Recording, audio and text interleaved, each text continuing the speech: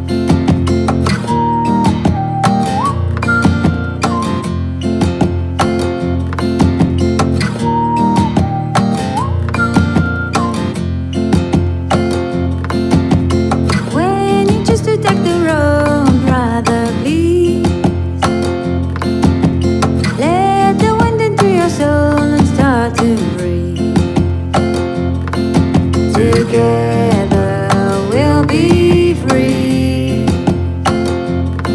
It's not just you and me. When you choose to take the road, sisters sing. Imagine all the words becoming real.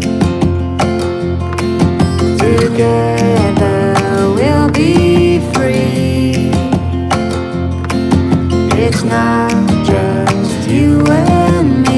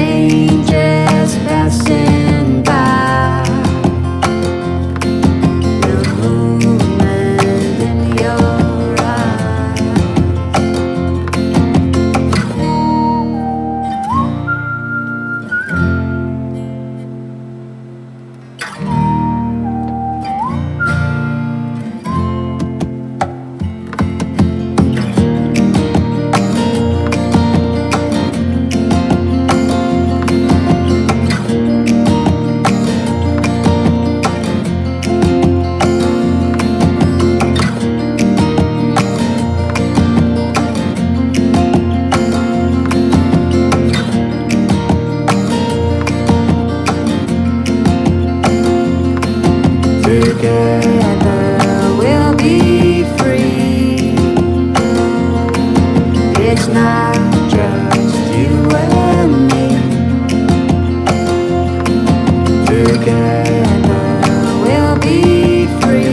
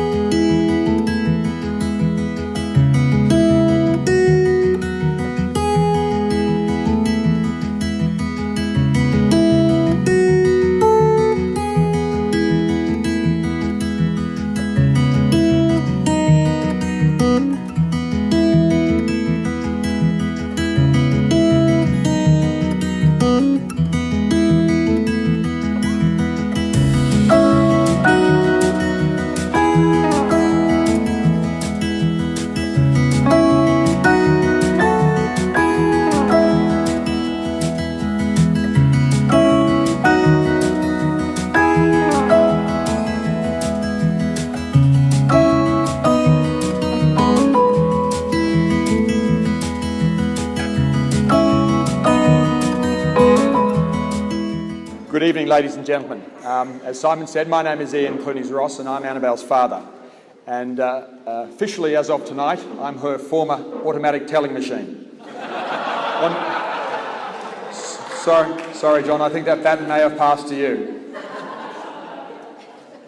On behalf of my wife, Gabrielle, and John's parents, Diane and Jeff Shipp, John and Diane are just over there in the corner.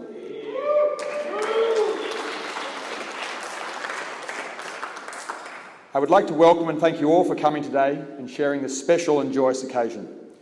Many of you have made great efforts to be here and at some expense, and some have travelled as far away as places like Sydney, Brisbane, Adelaide, and there are even a few who have come from such exotic and far away locations as Abu Dhabi in the UAE and Lyon in France, and even that most exotic of locations, Canberra in the ACT. Some people say that's another country. Whether you've travelled from overseas or locally, I know that John and Annabel are very grateful and happy that their family, special friends and loved ones could be here today. I think you'll all agree how beautiful my daughter Annabel looks tonight.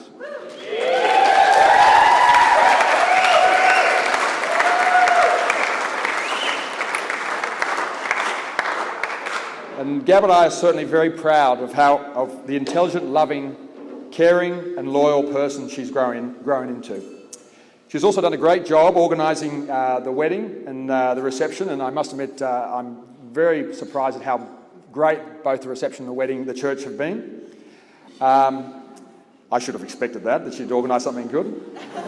She's organised it while being a mum, working in a pretty busy job for a politician.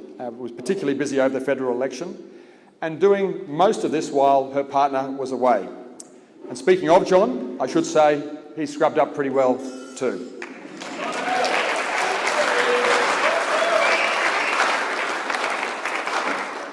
Now, I remember when Miss Annabel was first born.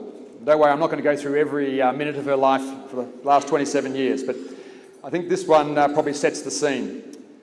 Gab and I had said that when we had our first new baby, that this baby was going to fit into our lives. She was going to do what we wanted her to do and not the other way around. So there we were a couple of days after getting home from the hospital. Gab and I were sitting in a darkened room. We were eating a cold meal. Oh, I should say Annabel was sitting asleep peacefully in a cradle, having a very enjoyable sleep. There were we sitting in this darkened room eating a cold meal, watching the TV with the sound off. And I have to say, it hasn't changed. With Annabel, it hasn't changed much since then. From her first day at kindergarten, when despite being totally relaxed and initially very interested in attending, halfway through the day, she marched up to her teacher and said, "Thanks very much," she'd had enough and now she was going home. Now, she always loved reading and being read to. She loved a good story, had a good imagination, and was a pretty good storyteller herself. Her love of a good story is evident one day when Gab went to pick Annabel up from school.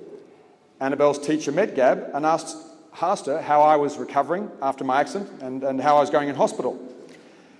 Gab was somewhat taken aback by this because I'd neither had suffered an accident nor been in hospital. The teacher then replied that during a class presentation, Annabel had informed her group that her daddy had drunk 23 beers. Come on, Annabel, I could have drunk a bit more than that. Taken a bus, the implication being that I'd stolen it, proceeded to crash it, and then ended up in hospital. And I think for good measure, I had a broken arm as well. Now, of course, none of this was true, but the story would have, yes, that's someone who probably could have drunk 23 beers. Of course, the story would have been less embarrassing if Annabel hadn't been in year 11 at high school at the time. All right, okay, so that's a little bit of an exaggeration. She was in year 10. As Annabel grew into her teenage years, she was generally a pretty good teenager. She was a very good and focused student, and she was a pretty handy public speaker, enjoyed her sport, and was between bouts of teenage moodiness, a tolerable daughter. Fortunately for us as a school student, Annabel was not overly interested in some of the more common pursuits of teenagers.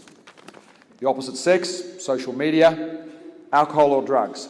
However, after school, Annabel did partake of some of these vices fairly enthusiastically. Not the drugs, but the other ones. In her later teenage years, I'm happy to say we both shared a number of interests: reading, history, politics, and arguing, usually with each other. But in particular, we shared a special father-daughter bond, a love of finance, although from slightly different perspectives. I was interested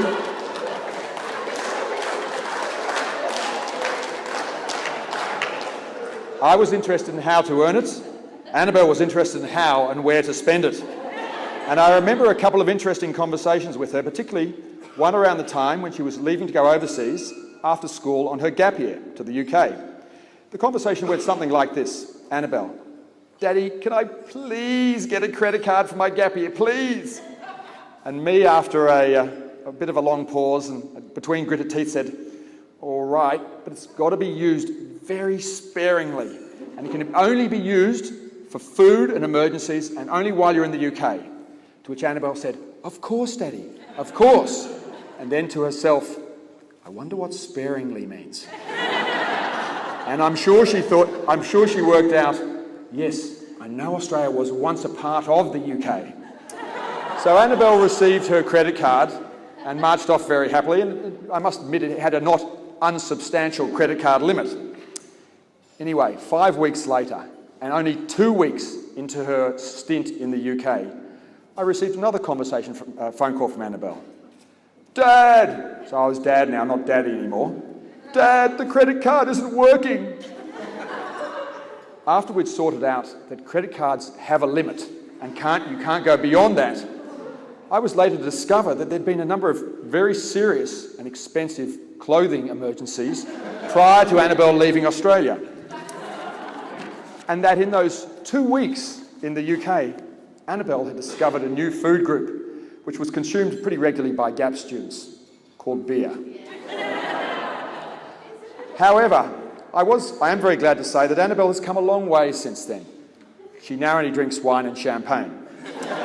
And I'm pleased also to say she has certainly improved in managing her own money and finances. She has shown throughout her life that when she puts her mind to something, she can achieve great things.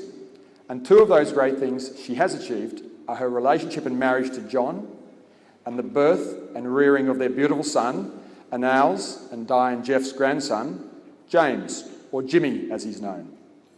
And let me say, neither of those achievements have come easy. They've both required a lot of hard work, perseverance, patience, and a growing maturity over the last few years. She's had her hands full raising a very active, intelligent, and lovable little man. And Jimmy's kept her very busy as well too.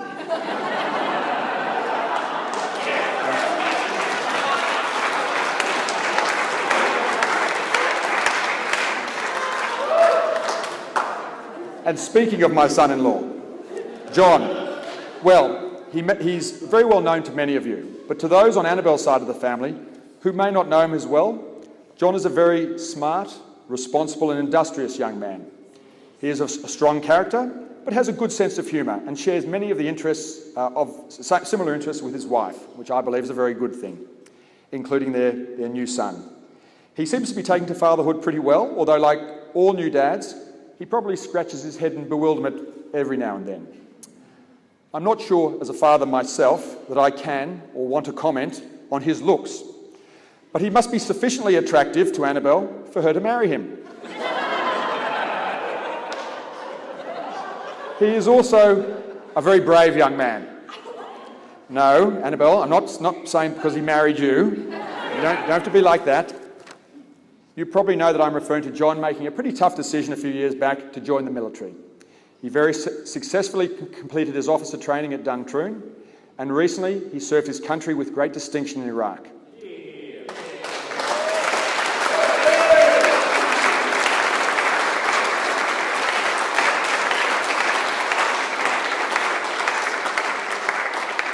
So John, you have a very special place in our hearts as partner and husband of our beloved daughter, father to our beautiful grandson, and as a good person. And Gab and I officially welcome you to our family tonight, although in truth, you've been a part of it for some time.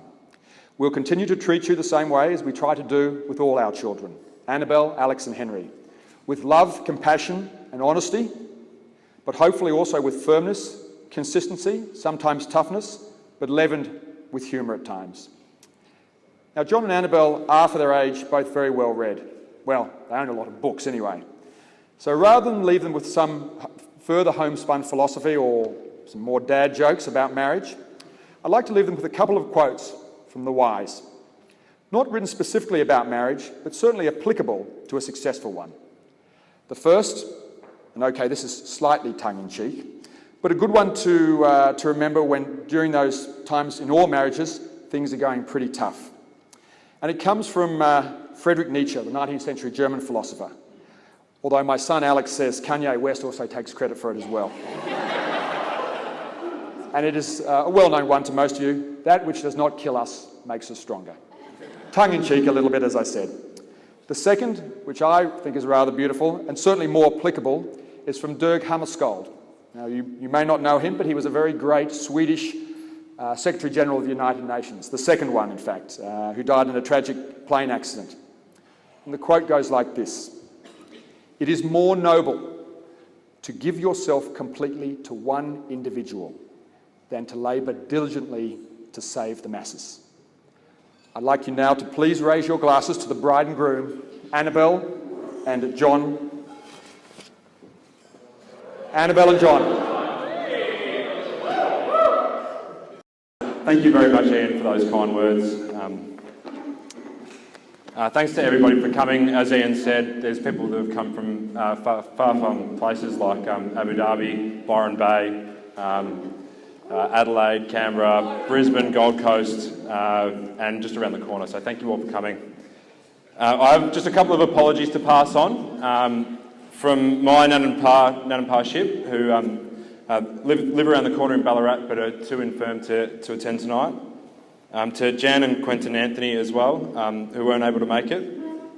To my mate Jim Surplus, to Senator Mitch Fifield, Rob Langdon, who's just journeyed over to New York, Brad Rosewell, who has a pre-selection coming up next week. Thought Gideon might take a leave of absence tonight, but he's braved it, so thank you Gideon.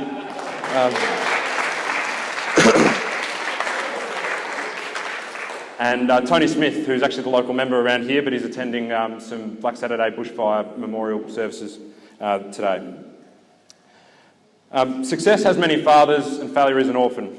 So I would like to thank, on behalf of Annabel and I, my wife, all the people who've put today together. To Deacon Garth Mager, to the stylists, to the musicians, to the photographers and videographer, to the staff here at Beyond Halcyon, to the drivers, and to my Auntie Barb, who hopefully has tucked James in tonight, but probably very likely he's conned her into letting him watch cartoons all night. I'd like to thank Simon Breeny for agreeing to be the MC. It's not very often that you get such prolific media talent to be your MC, and I'm very glad that Sky News was able to release him tonight for his duties.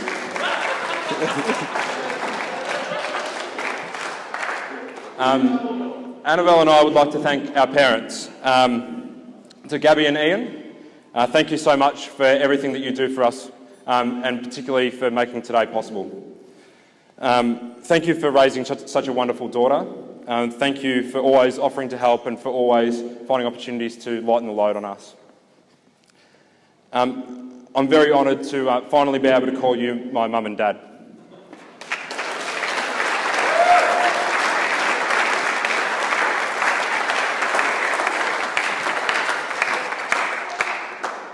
To my mum and dad, thank you very much for your support as well. And for both parents, thank you in particular for your example. I know that Annabel and I will, when we do think about some of the tougher times, we'll look back on our childhoods and know that we both have parents who love each other, who support each other, and we're very lucky to have had that, and that's the sort of family that we want to make available to our children too.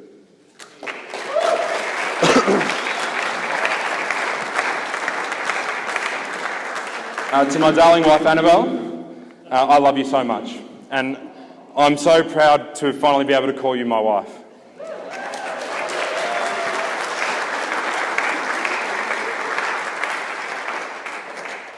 She looks amazing today. I think we can all agree on that.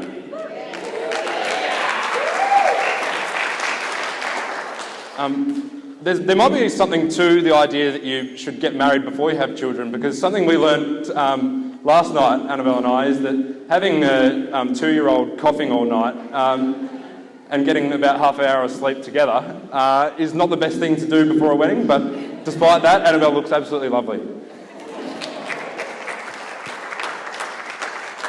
And as many of you know, for 6 of the last 8 months I've been away out of the country. And so a lot of the planning and organising for tonight has fallen on Annabel's shoulders. She's done an amazing job, and I'm just so proud of what she's done, and so very grateful for everything that she's done making today possible and making this such a lovely day.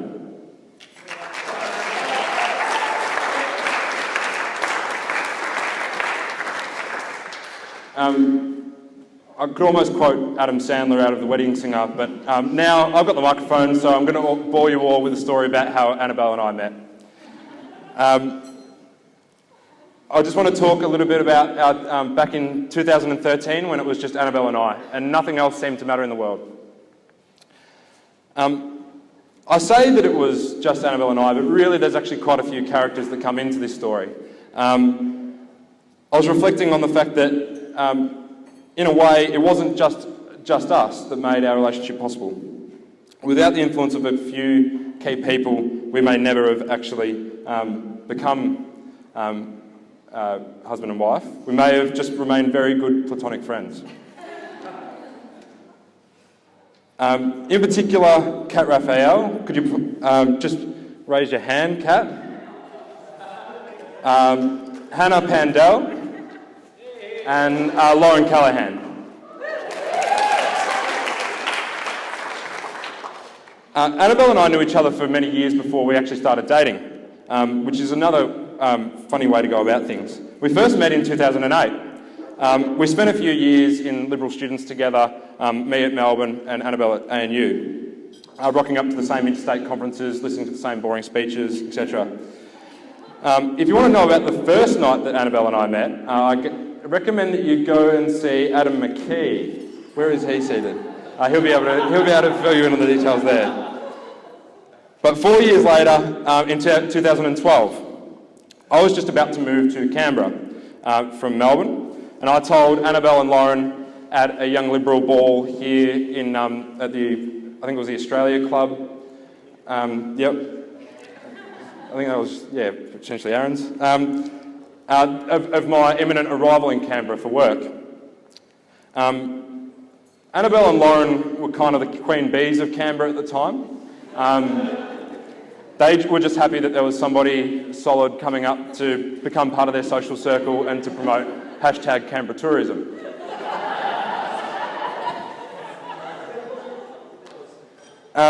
This night was the first night that Annabel and I had more than just a small conversation, and I think it was the first hint to me, or at least the seed was planted, that there might be something there. I then moved to Canberra and shared a house with Kat. Kat and I had a welcome party not long after that, at which some of her and my friends dominated the conversation with comparisons of different libertarian thinkers, Star Wars and Star Trek, and other things like that. Sorry, Kat. Yeah. I could tell that Annabel wasn't really into the conversation, so I was trying to steer things a bit more towards things that she was interested in. I'm not saying that she doesn't care about libertarianism, but...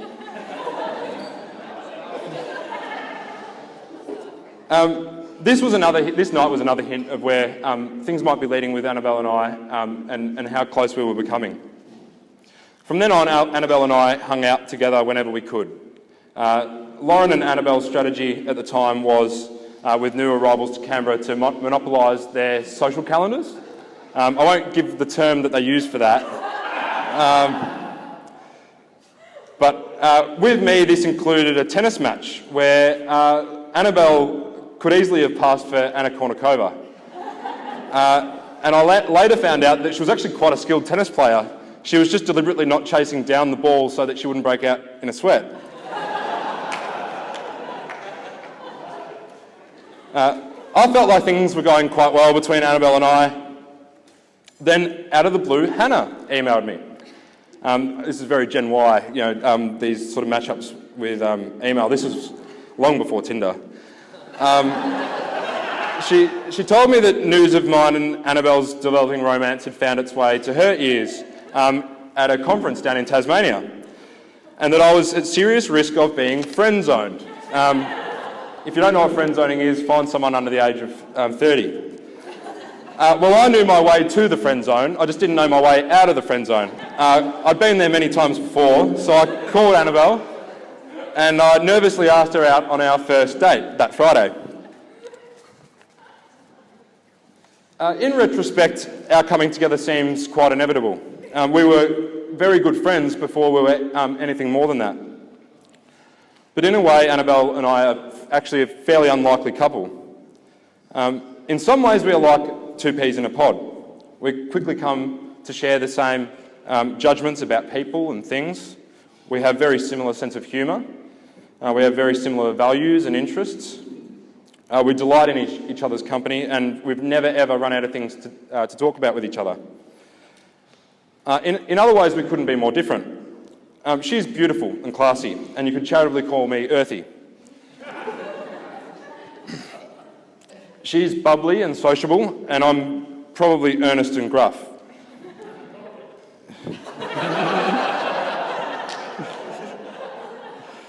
She understands social etiquette and social interactions. I'm very literal and unromantic. Some might say Aspie.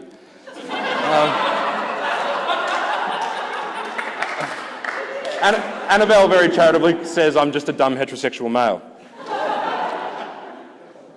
Our relationship is still a work in progress. Being moved around every couple of years for defence doesn't make things any easier.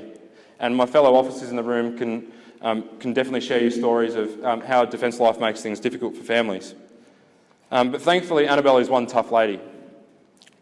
We're still working a lot of things out, but if we've been through RMC with a newborn and a 6-month deployment with a 2-year-old toddler, I think we can get through anything and be stronger for it.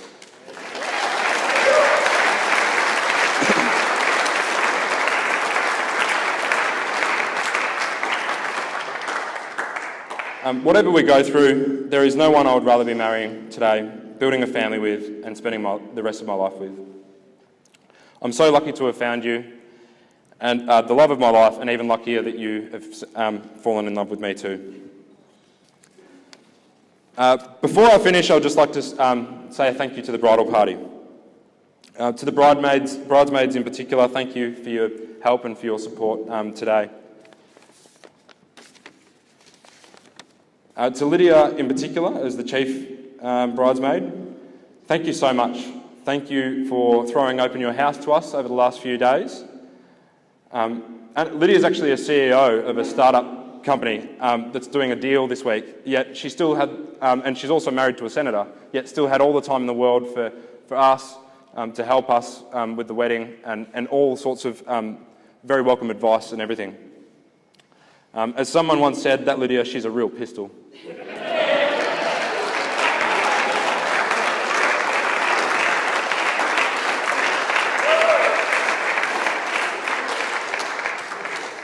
With that in mind, please join me in raising a toast to Lydia, Greta and Jessica Rose, the beautiful bridesmaids. Thanks everyone. Now for those who know me, I just want to let you know that I've been sworn my life to keep this very G-rated. For those who don't know me, I'm a kind, gentleman, non-drinking human being who loves everything. For those who do know me, I just lied. John and I have known each other since we were 5, a very, very long time, and virtually inseparable through our childhood, right through to even now. From there was a little bit of a running joke where John moved into the city through uni and such, so I found a job and I moved in the city as well. Then John moved to the eastern suburbs, so I found a new job and moved to the eastern suburbs. And John moved home and, well, I moved home as well. Anyway, John moved to Canberra. Fuck. What am I going to do? So, I found a job and I moved to Canberra.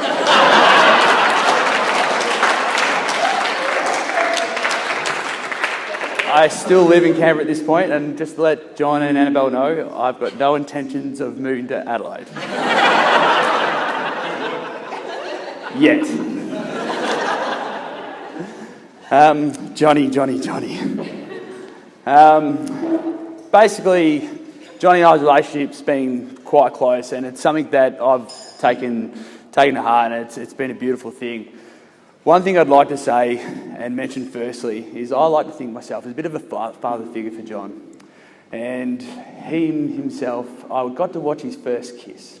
Now, this wasn't a first kiss itself, because it wasn't actually a kiss. Now, for those, anyone here that actually knows it, it's actually called a butterfly kiss. Now, this is when you use your eyelids and you go like this and you go to their cheek and you go... and you blink really fast, and your eyelashes just touch their cheek. And I said, John, what are you doing? He's like, oh, I just kissed her. I said, no, you didn't.